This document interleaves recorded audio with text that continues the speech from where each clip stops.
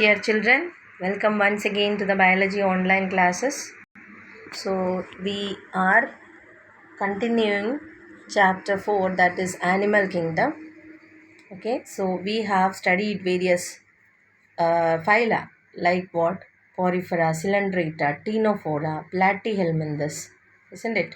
Then what? Archahelminthes, Annelida, etc. Understood? And I think you all remember the terms which we use to describe various features of each phyla, like what? Diploblastic. Do you remember all this? So, diploblastic means if two germinal layers are only there. Triploblastic means if three germinal layers were there in the embryological stage. So what are the germinal layers? Ectoderm, endoderm, mesoderm. Then we have studied the symmetry, isn't it? Symmetry are of different types: asymmetry, bilateral symmetry, radial symmetry, etc. Radial symmetry means the body can be divided into two equal halves through any plane, that is going through the central axis. Bilateral symmetry means the body can be divided into two equal halves, okay, through the central axis, through the axis that is going to the center. Understood? Then we have studied about the different other characters like organ system level of organization, cellular level of organization, tissue system level of organization. Like this, different levels of organization also we have studied, isn't it? So these all were the criteria. Okay, we studied some of the criteria that we use to classify the organisms, isn't it? So phylum Arthropoda, that is the next phylum that we are going to study, phylum Arthropoda. Okay, so other phyla once you have to go through, because after a break only we are studying this, continuing this, so might be forgot, so please go through the other topics also. Okay, so now we are going to start the new chapter, that is phylum Arthropoda. Okay, so Arthropoda is the largest phylum. Largest phylum means what? This phylum includes a number of organisms. Okay, the number of organisms in this phylum is the largest.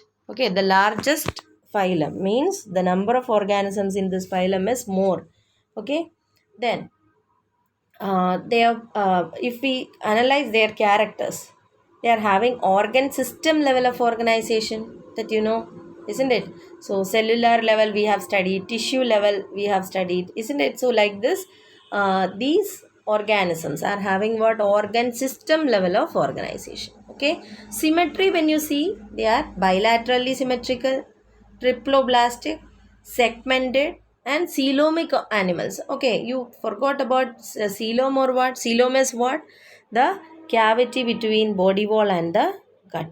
Okay, and this cavity is not there, then they are known as acoelomic, and cavity is there, but it is not continuously lined by mesodermal tissues. They are known as false coelom, isn't it? Pseudo coelom. But here they are having what? True coelom. Okay, coelom is there and it is lined by mesodermal tissue. So they are what? Coelomate animals. Okay, and another important feature, their body is covered by a chitinous exoskeleton. Chitinous means what? It is made up of chitin. Chitin you have learned already, isn't it? Where you have learned?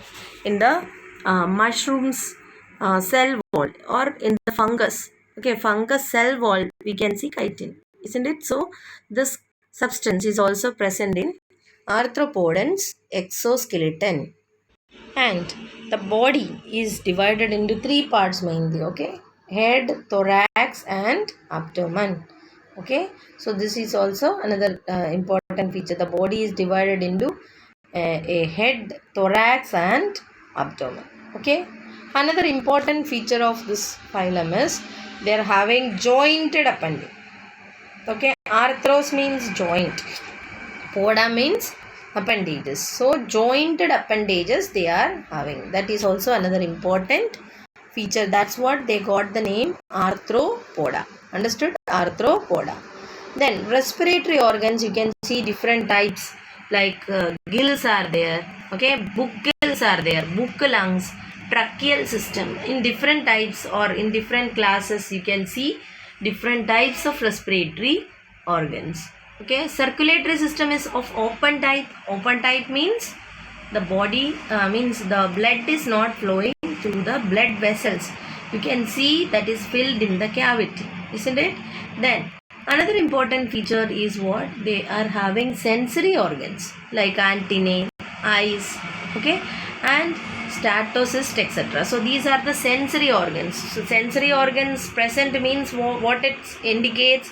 It indicates that nervous system is developed, isn't it? Nervous system is getting developed in this than the other previous phylum, isn't it? Excretion takes place through Malpighian tubules. Okay, Malpighian tubules are the excretory organs. So all this you have to learn, because for examination you can get all this. Okay, then dioecious means they are male and females are different. Okay, the male and the means you have learned hermaphrodites. Hermaphrodites means male and female gametes will be produced by same organ. So here it is not like that. They are produced by different organisms. So that is known as what? Dioecious. Fertilization is internal, and they lay eggs. Most of them are oviparous. Oviparous means which lays eggs. Okay, they lay eggs. Development is direct or indirect. Direct or indirect means sometimes some of them are developing directly without any larval stages, and some are developing with the larval forms. Is it clear? So another important thing is what their eyes are there, I told, isn't it? Eyes can be compound or simple. Okay, so compound eyes means what? They are containing a number of fragments. The eyes are having a number of fragments, and each of the fragment is known as ommatidia. Okay, and this all will means see the means the image will be formed as part by part. Okay, the image of the object will be seen as what different parts by each of the fragments of the eyes. Okay, the eyes compound eyes means, you understood, the eyes are made up of a number of fragments, not a single one. Understood? And each of this will be able to make a what image of the object, okay, part by part, and then it will be seen together. Understood? So this is what compound eye. Is it clear? So do you remember what are the features of phylum Arthropoda? As I told, this is the largest phylum. Okay, largest phylum of animals.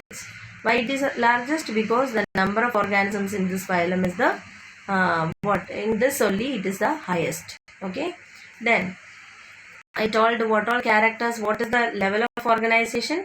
Organ system level of organization. Symmetry, bilateral symmetry. Okay, then whether they are diploblastic or triploblastic, obviously triploblastic, isn't it? Then segmented and coelomate animals. Knowing now all this. Then other features what I told, the presence of a chitinous exoskeleton. So that is a very major feature of this. Okay, then the body is divided into head, thorax and abdomen. Then they are having jointed appendages. That's what they got the name arthropoda. What are the respiratory organs in them? Gills, book gills, okay, book lungs, tracheal system, etc. Circulatory system is open type, means you cannot see the blood in any blood vessels, but they are filled in the cavity. Okay, sensory organs development is there, and in that I told compound eyes. In many of them we can find what? Compound eyes. Okay, compound eyes means the eyes are made up of a number of small fragments.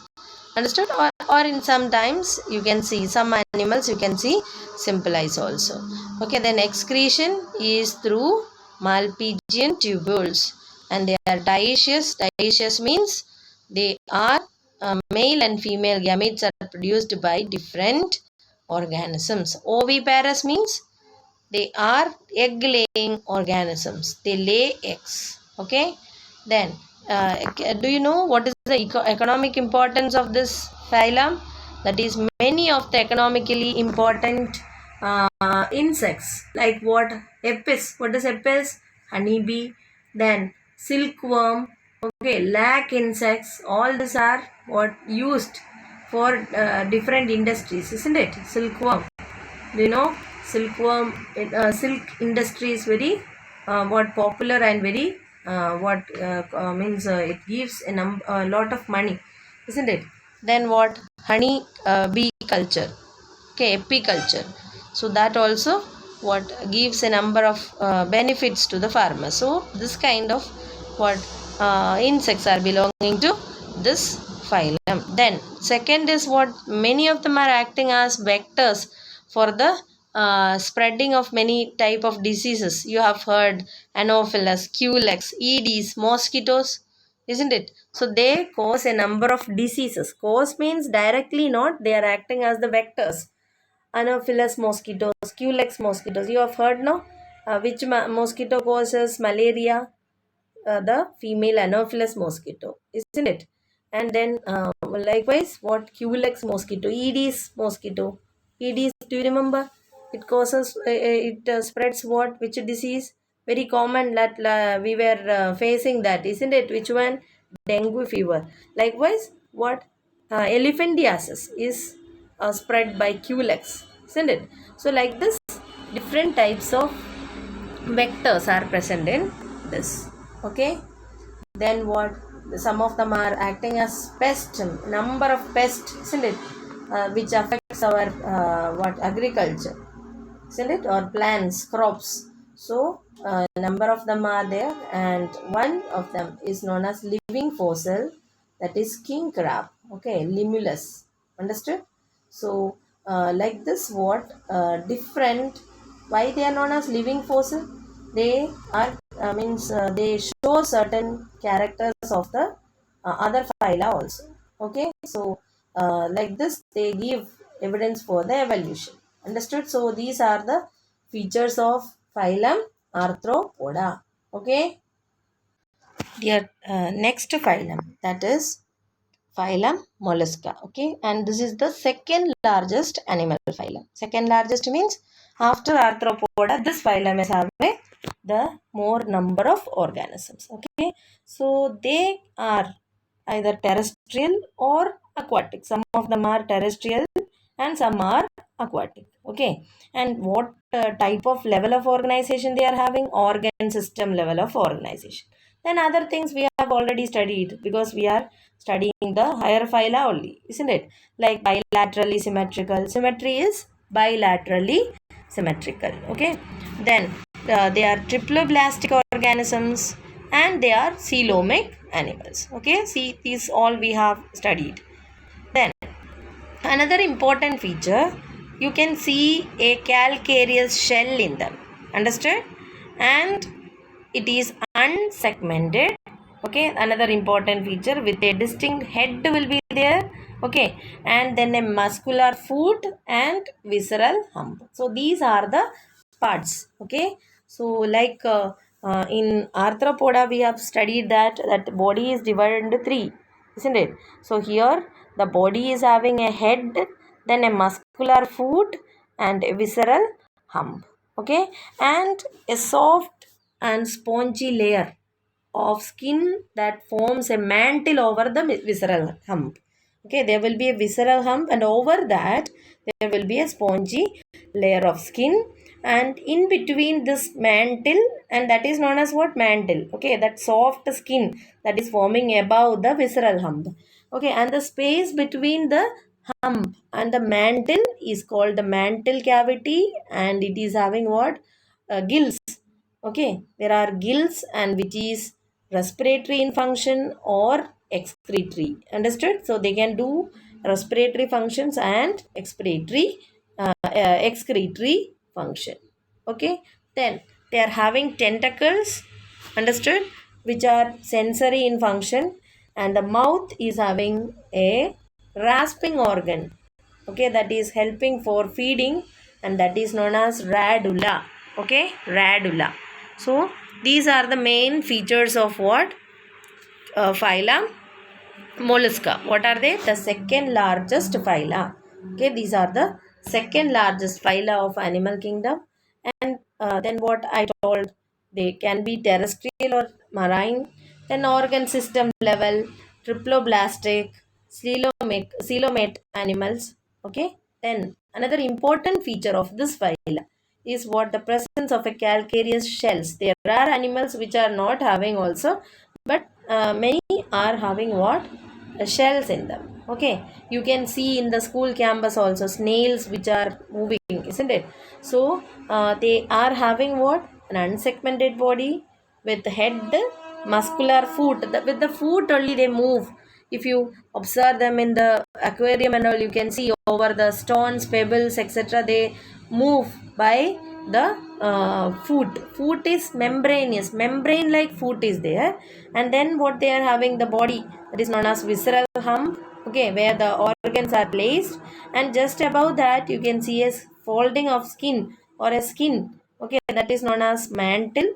And the space between the hump and the mantle is known as the mantle cavity, which is having what? Gills, that helps in the respiration and excretion. Okay, sensory tentacles are there with which they can sense about the surrounding. And the mouth is having a special organ known as radula. So in the exam also they can be, we can give, okay, radula is found in which phyla? Okay, so arthropoda, annelida, like matching also can be given. Understood? So you should remember which all what are the specialities of each phyla. Okay, and they are dioecious, means male and female are different, and oviparous means they lay eggs with indirect development. Indirect development means there will be larval forms. Okay, larval forms will be there. Understood? So examples: apples name, pearl oyster. Okay, pearl oyster. Have you heard pearl oyster? Actually, it's what pearls what we are getting as an ornament for ornamental purpose, that is developed in this pearl oysters. Okay, in their mantle cavity, if any disturbance happens, if any materials get what entered, they secrete some substance around that, and that is getting converted into pearls. Okay, then sepia, cuttlefish in market and all you can see.